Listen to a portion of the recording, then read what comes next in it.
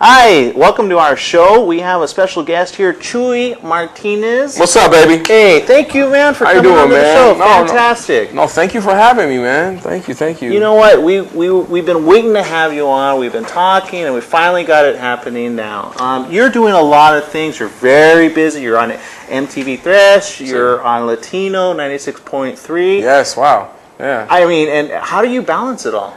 I don't know, man. I think just balancing it out, just knowing how to schedule yourself and having patience and not going crazy.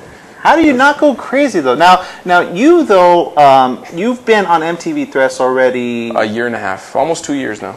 How did you end up getting that? Wow, it's actually it's a pretty cool story, man. I was just driving on the 105 one day, just on the freeway, just like this. This is how I drive, just driving. Right. And I drive a little back. Dude, I'll be all player. That's how I drive.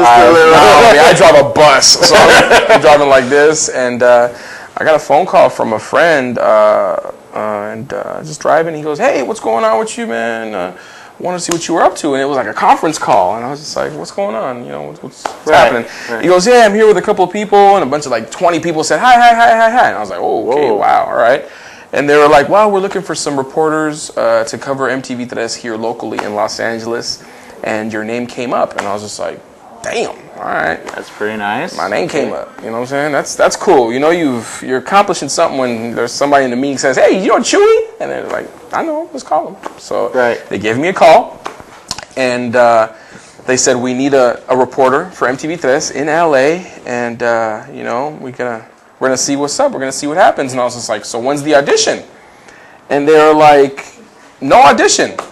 You know what I'm saying? This, if you do good, it's yours." And I was just like, "Whoa! If you do good, it's yours. It is yours." So I was excited, and I heard, and I told him, I was at the time I was just like, "You know what? Let me think about it. I'll get back to you," because you know you can't just give it up. You can't seem too desperate. When you seem too desperate, that's when people can take advantage of you. Take notes. Take a little bit of it. And I said I'll get back to them. Of course, man, I hung up the phone, started screaming, "Ay, Dios mío," call my abuelita, call my mom, mira qué pasó, MTV me llamó, and it was just, my mom started crying. She cries for everything. "I love you, Mom." She's like, "Amito." And then, you know, started, and, you know, the rest is, I guess, history. I don't know.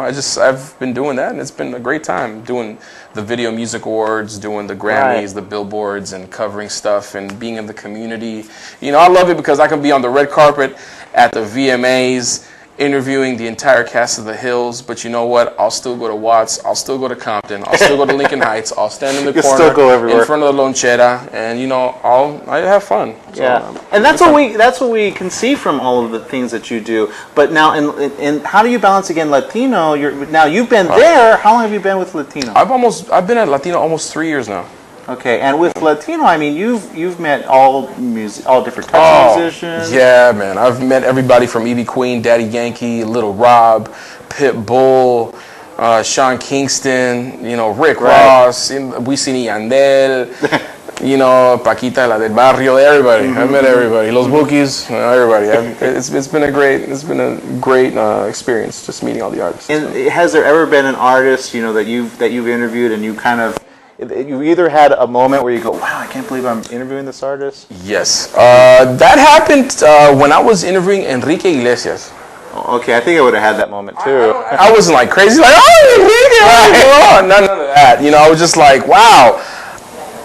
I'm standing across, I'm interviewing Enrique Iglesias. You know, this is after he removed the mole, so he didn't have the mole. Oh, okay. Took that off. So he was a little sexier then. Yeah, he looked better. He was okay, yeah. Yeah, he looked sexier, I guess. Wow, okay. Well, you were the one that got starstruck, so. No, he's definitely one of those moments. Enrique Iglesias, I was like, wow, dude, are you serious? Mm-hmm. And then when I was interviewing, I interviewed Mark Wahlberg. That was crazy, dude. I was just like, "Oh, are you serious?" I'm sitting across from Mark Wahlberg. Your cell phone's going off. Yeah, I'll answer it. And you're more important. Yeah. this you know, Mark Wahlberg, and that was just a whoa moment, you know. Right. It's been fun. It's been fun. I've been very fortunate. I've been very blessed to just have the opportunities I've been having. So what do you do to prepare for all of these different assignments that you have? Because you almost don't have any time to even think. You know what?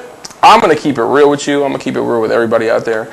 I'll go to different events. I'll go to junkets. I'll go to red carpets. I'll go to just, sometimes when I have interviews in the studio, I'll prepare. I'll get some notes together. But I tend to be the type of person, I really don't like to prepare for my interviews. Mm-hmm. It's funny because I'll be in a room with a group of reporters, and they're getting their questions ready. They're preparing. Right. They have like a long list. Yeah, they have like laminated questionnaire notepad with like a Sharpie, and I'm just like looking. I'm just like, I was like, should I be doing this? Right. That's not my style. I'd rather just go in there, dive right into it, and boom. Whatever comes out, comes out. Whatever comes up. Magic. Yeah, I'll ask Mark Wahlberg, like, what did you have for breakfast this morning? And he was just like, well, I had a breakfast burrito. I was like, was it good, homie? And he's like, yeah, it was delicious. I was like, all right. And he's like, that's the best interview ever. And you know what? I actually got a compliment from Mark Wahlberg after the interview. See? He told me, he was like, yo, man, I want to tell you thank you. And just, man, you had so much energy and your vibe is dope and you woke me up. It was a morning full of boring interviews and you woke me up. When he told me that, I was just like, that's good. I guess I should be doing this. Keep doing it. Now, take us back just a little to where you were, either in high school or just previous to that. What did you think you were going to do, or was this exactly where you wanted to be all along? I don't know, man. I think I've always been, growing up, I was the class clown.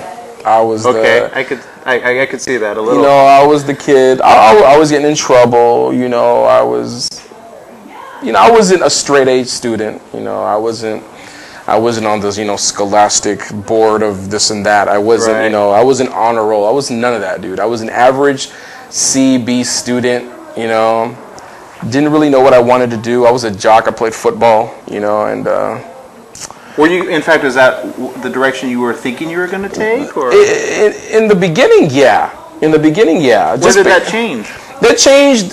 In high school, I did dabble in radio, and I did do some, I did football all throughout my high school, my 4 years of high school. And then after that, I went to college, took a year off, went to college, and played football in college.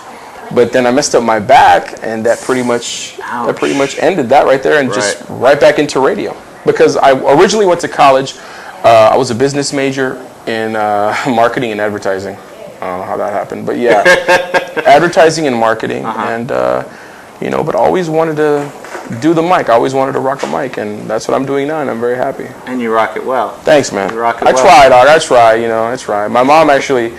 She saw me once at a party at a club, doing my thing. She's just like, Mijito, you're so good. Please don't ask why my mom was at the club. Yeah, she was at the club. My mom wasn't in like the big booty contest or something, but she was just hanging out, watching her son do her thing. And I give a lot of credit to my mother because she was a single mom and she held it down. You know what I'm saying? And she got me through high school, got me through college. And how do you think she did that? I mean, or what were the things that you were told? If you said, well, you were average. I mean, so you didn't go to school and say, oh my God, I can't wait to come to school. Right. I hated school, dude. Right. Sorry, I'm gonna keep it real. I hated school. Well, I did too. I think the kid that says, "Oh my goodness, I love to go to school," that one gets pounded on. I'll be honest with you. I really started enjoying high school my junior and my senior year. I really started enjoying high school. Why? And I started enjoying school even more when I got to college. Why? It changed it up. I don't know why. Was it the people that started to know you? I think it was just the whole environment of high school. It's just so tough sometimes, especially because you're young. You're finding yourself as a person. You're trying to adapt to new environments. You're dealing with everybody's hormones because everybody's going through everything, everything. And college, I had 30-year-olds, I had 40-year-olds, I had 20-year-olds in my classes. I had late teenagers. It was just, I don't know. It was just a different situation and a different vibe in college. It was like, I don't know. It was fun. Okay. It was fun. I had a great time.